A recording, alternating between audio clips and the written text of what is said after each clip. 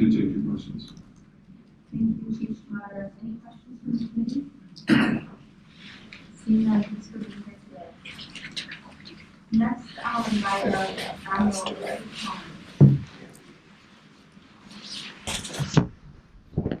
Legislature.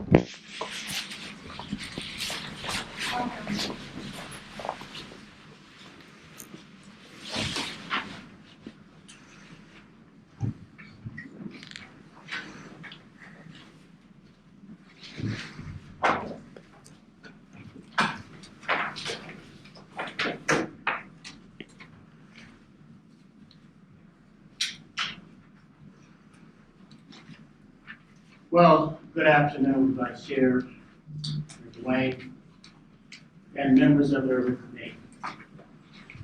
My name is O.C. B. Combs Jr., retired Airman of the United States Navy. Spell that for us, Admiral Combs.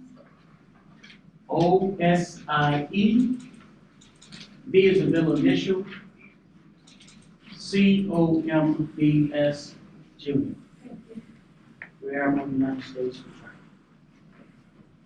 It is my pleasure to address this group and just start by saying I'm the President and CEO of Pacific Engineering, located right here in Roca, Nebraska, right outside of Lincoln, Nebraska.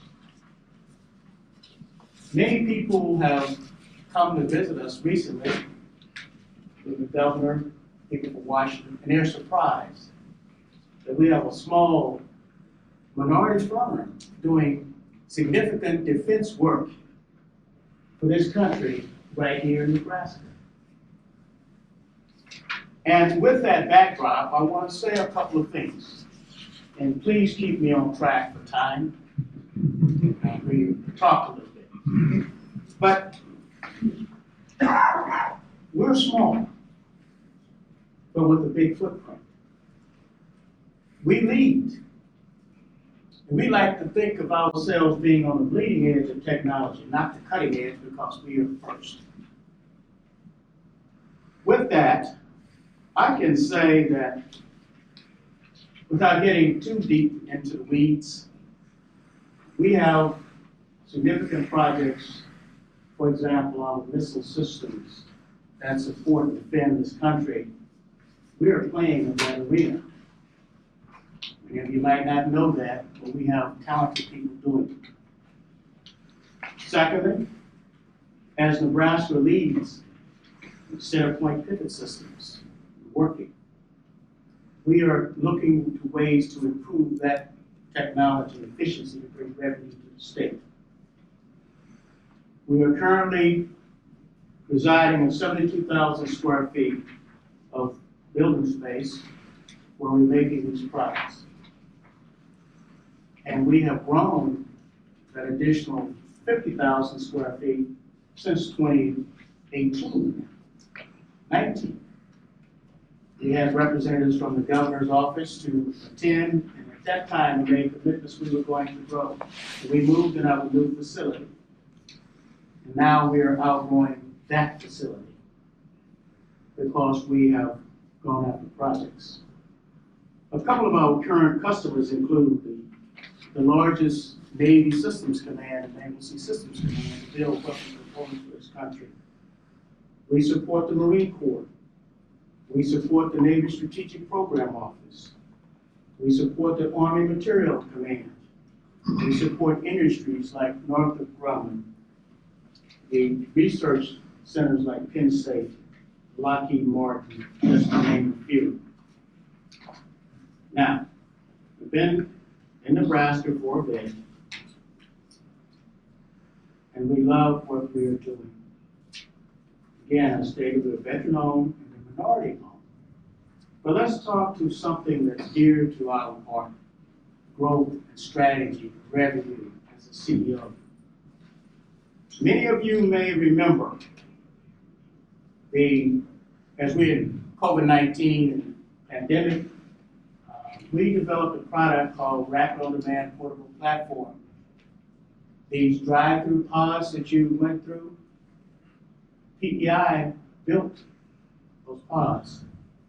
The first car that went through for drive-through testing, we placed in North Omaha. And that was for a reason, purpose.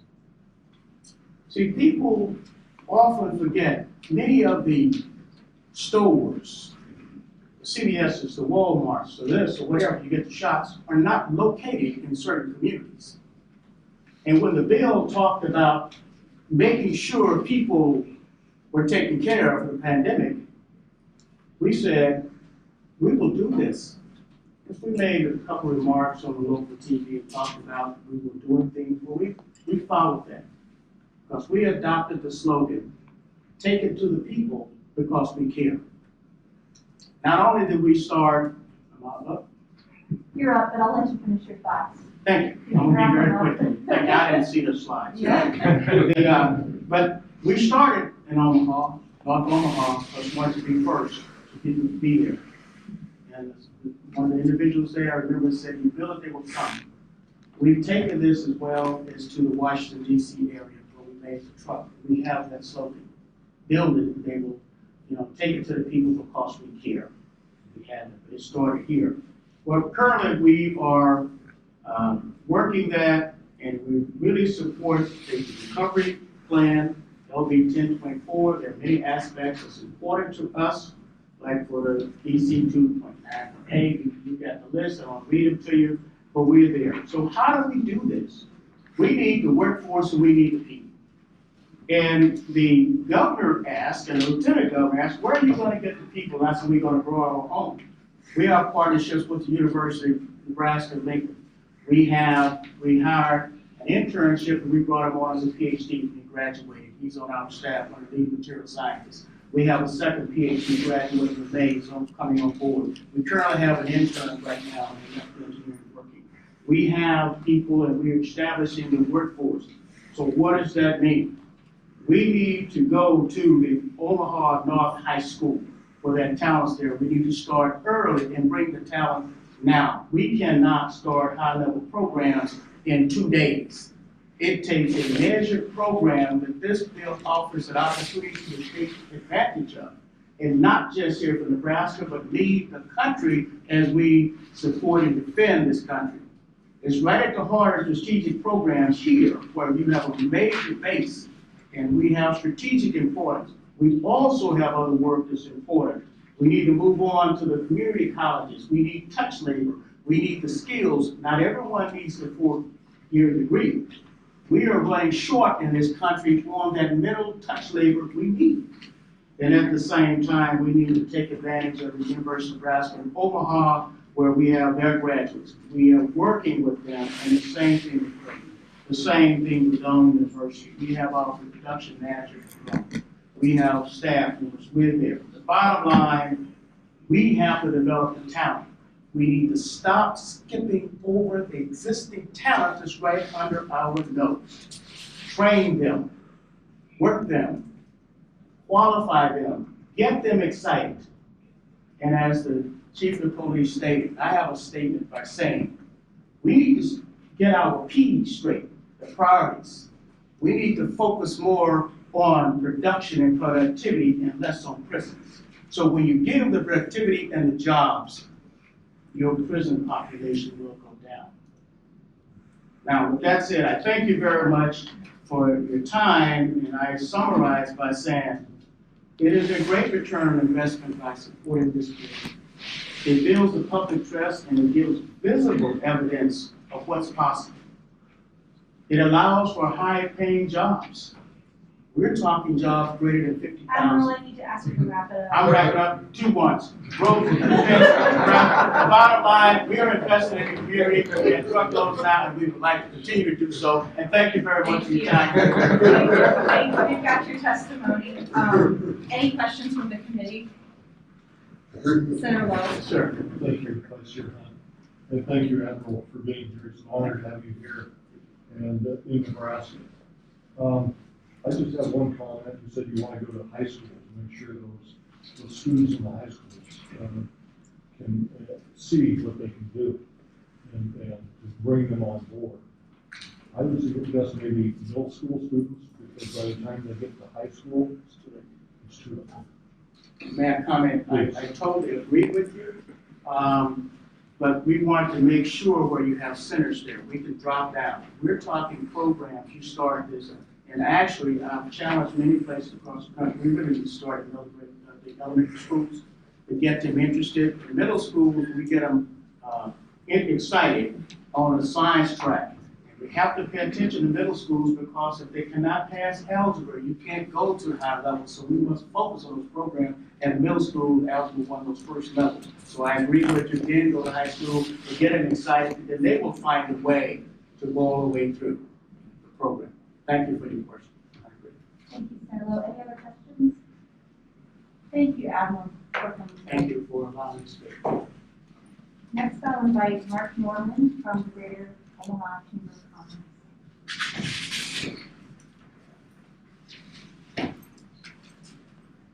Welcome, Mr. Norman.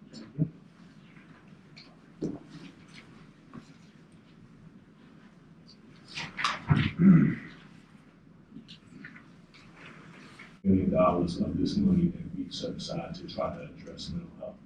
We went that route because the county has chosen to stand to the areas of jurisdiction that we've had, so which has largely been health, corrections, criminal justice.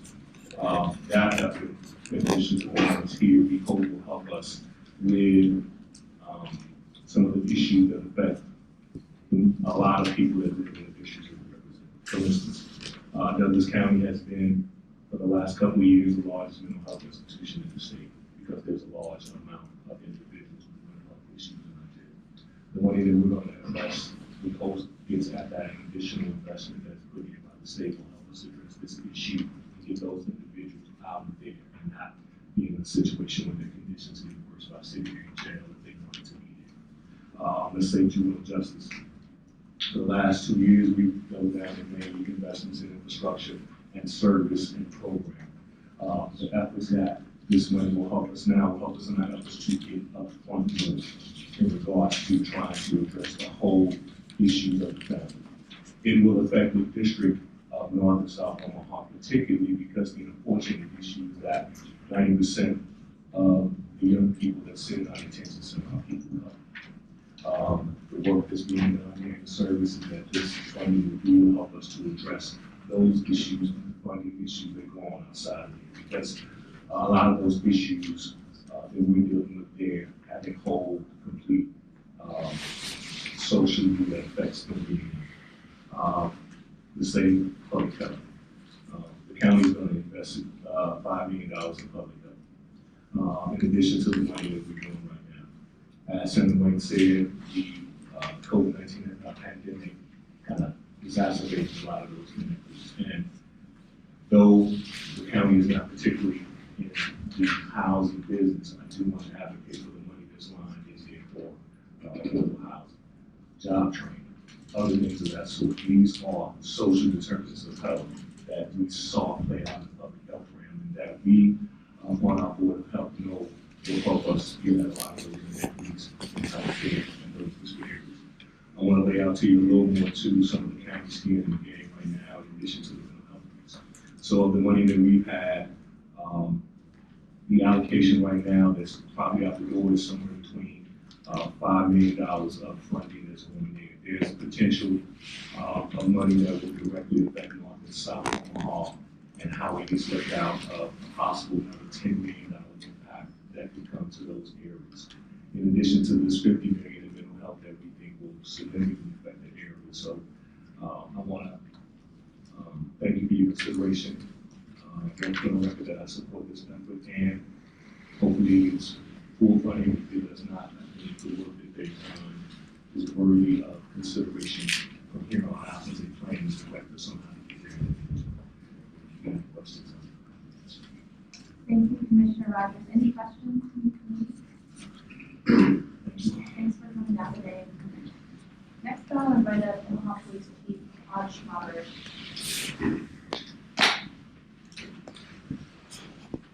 Welcome, Chief Schmaber. Thank you.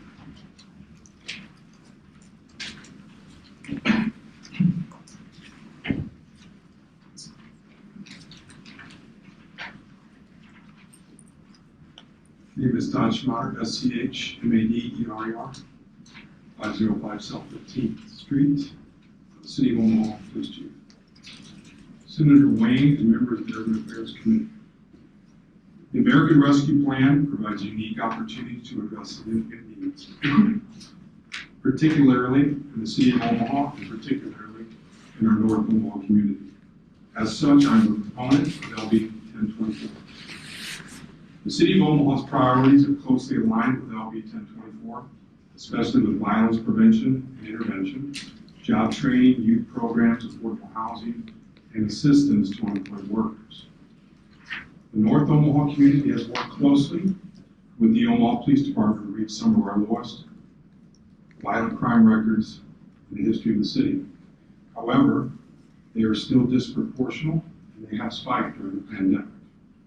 There are 3 steps that I see in order to reduce violent crime further in the City of Omaha. And as the City of Omaha's crime goes down, the state of Nebraska is the impact that we have on the state.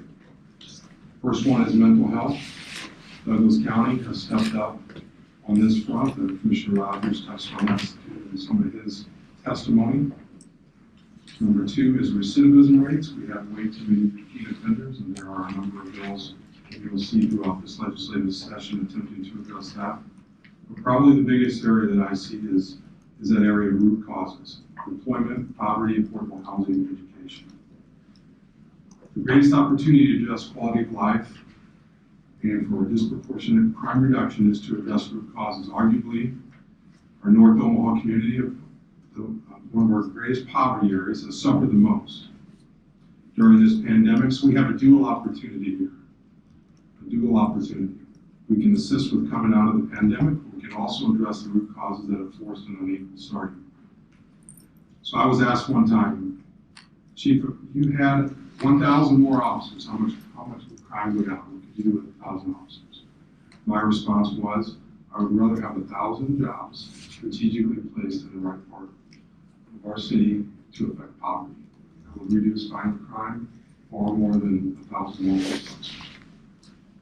So I close with, I am in support of 1024. I view it as transformational. I view it as a rare opportunity. I concur with the 2 Omaha senators that have brought this forward, and also concur with Douglas County Commissioner Chris Rogers on his previous comments. Good afternoon. Thank you. Of course, I have to follow the Admiral, so thank you for your service. Thank you. Appreciate it. Vice Chair Hunt and members of the committee, I am Mark Norman, M-A-R-K, N-O-R-M-A-N. I'm the Senior Director for Business Attraction and Expansion at the Greater Omaha Chamber. I'm here to express our support for LB 1024, the North Omaha Recovery Act. We thank Senators Wayne and McKinney for bringing this to the committee and soliciting our input as the package was put together. There are many worthwhile projects and ideas in this bill, and the Chamber has been supportive of these concepts since the mid-2000s. We also want to emphasize that we recognize the communities of color in both North Omaha and South Omaha have been disproportionately impacted by this pandemic, which has expanded the already existing economic gaps. That's why an historic investment in these communities by the state of Nebraska is so important. Senator Wayne has asked us to specifically address the airport business park today. Our chamber has been looking for opportunities to create an employment center in the North Omaha area for over a decade now. We have evaluated many sites and opportunities for redevelopment, but always came back to the same conclusion. There are just not that many sites where you can find a site of any mass of land. In a recent visit to North Omaha by an out-of-state company looking to locate in North Omaha, the company stated, "We do not want to be in a one-off location. We want to be located where other businesses can also locate, so we can create a cluster of similar businesses." When we first looked at what we were calling the Airport Business Park 2 location in 2011 is when we first started looking at it. It provides the opportunity for up to 140 acres of contiguous property through the acquisition and assembly of multiple properties. We conducted some preliminary engineering studies and determined a potential price tag of about $50 million at that time in 2011. About $30 million was acquisition, and $20 million was infrastructure. At the time, this seemed like a daunting price tag, so we continued to look for other opportunities. We looked at multiple sites, we looked at redevelopment of buildings, but we always ran into an obstacle of some sort. We always came back to the Airport Park 2 as the best alternative. Early last year, with the help of the Nebraska Department of Economic Development and Omaha Public Power District, we contracted with Lamp Rynearson to update the Airport Business Park 2 study and to look at the best way to structure the phasing of development and also update our infrastructure costs. Looking at the acquisition of property and how new infrastructure needed to be installed, as well as stormwater management, it was determined that it was best to acquire all of the properties at once and develop the main core of properties. This would provide for an initial 100-acre core development and the ability to add a 22-acre phase 2 and a 25-acre phase 3. Our 2021 cost estimates put the acquisition at roughly $50 to $60 million and infrastructure at $30 million, including contingencies built in. The North Omaha Recovery Act, along with other potential funds from the city and private contributions, would be able to establish this project. This would get us the massive land we need to create a major employment center easily accessible to the North Omaha community. As our potential prospect we mentioned earlier had requested, many businesses could locate on the site. The Chamber prepared an economic impact analysis to demonstrating the potential of the site. So a little bit different inputs than what the state study put together, but utilizing the impact analysis software as well. We estimated that 7 projects could locate in phase 1, which is the core 100-acre property, and employ up to 1,700 people. So at full build-out, this would generate a direct and indirect economic impact of $650 million annually to Douglas County and statewide, and it would be $738 million. So you can see a good return on investment. So in addition to this project, we have already supported the North 24th Street proposal in the governor's ARPA bill and believe that it's worthy of additional investment. We're looking forward to testifying on Senator Vargas's bill to support investment and redevelopment in South Omaha, like the Southside Terrace, affordable housing plans in South 24th Street streetscape. So wrapping up, we support L 1024 and the effort to create an industrial park and other business opportunities. Thank you. Thank you, Mr. Warren. Any questions?